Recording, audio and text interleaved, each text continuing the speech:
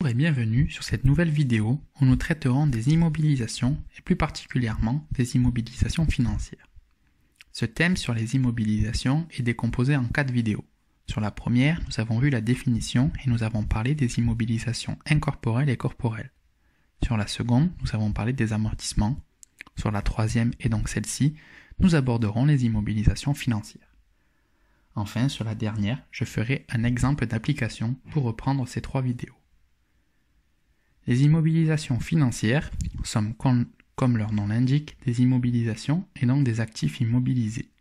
Il ne faut donc pas oublier qu'une caractéristique d'une immobilisation est que celle-ci va rester longtemps dans l'entreprise.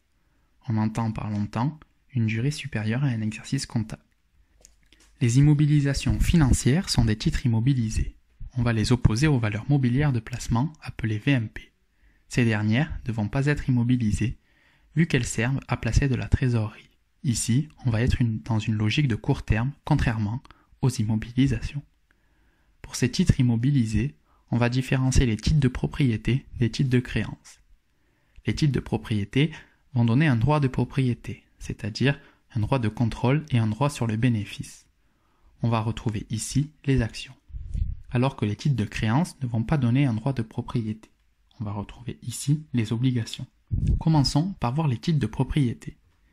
Ici, on va différencier les titres de participation des autres titres immobilisés. Les titres de participation, comme son nom l'indique, veut témoigner une participation dans la gestion de l'entreprise. Ces titres permettent donc d'exercer une influence ou d'assurer le contrôle dans la société émettrice des actions. Dès qu'une entreprise achète 10% ou plus du capital d'une autre entreprise, alors on considère que cette acquisition témoigne d'une volonté de s'immiscer dans la gestion de l'entreprise. On les retrouvera au compte 261. Dans les autres titres immobilisés, on va retrouver des comptes 271 titres immobilisés autres que les TIAP et le compte 273 titres immobilisés de l'activité de portefeuille ou TIAP.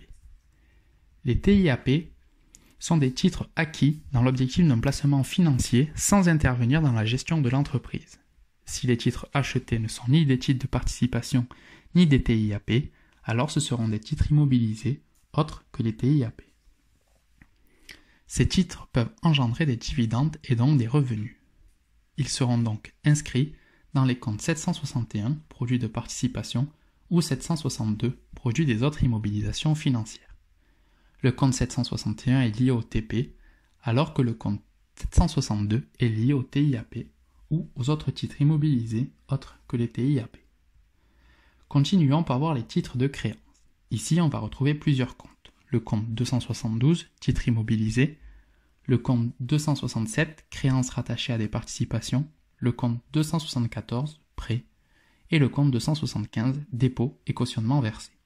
Pour le compte 272, titres immobilisés, il s'agit d'obligations ou de bons de caisse. Les écritures comptables des titres de participation ou des titres de créance sont les mêmes. Il va y en avoir 3 types. L'écriture d'entrée, l'écriture des revenus et l'écriture de cession. Pour l'écriture d'entrée, on va retrouver au débit le compte d'immobilisation financière 26 ou 27 et des possibles frais sur titre avec le compte 62-71. En contrepartie, au crédit, on aura le compte 512 banque ou 404 fournisseurs d'immobilisation. On peut insérer et donc activer les frais sur titre, mais généralement, on les laisse en charge. Concernant l'écriture des revenus, on va utiliser les comptes 761, produits de participation, ou 762, produits des autres immobilisations financières, qu'on retrouvera au crédit. Au débit, on aura le compte 512 banque. Enfin, concernant l'écriture des cessions, on va retrouver la même logique que pour les cessions des immobilisations incorporelles et corporelles. En effet, on va décomposer cette cession en 2 écritures. La première concernera la vente de l'immobilisation financière. On retrouvera donc au débit le compte 512 banque et au crédit le compte 775 PCEA. La seconde concernera la sortie de l'immobilisation financière.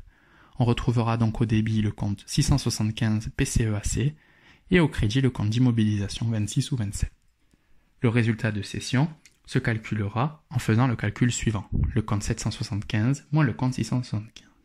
Attention, il n'y a pas de TVA dans ces écritures. De plus, les immobilisations financières ne sont pas amortissables.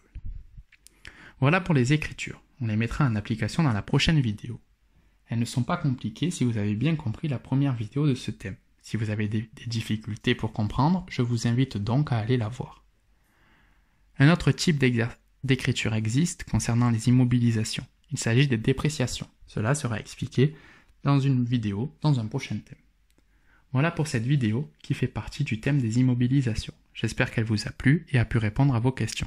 Si c'est le cas, n'hésitez pas à liker.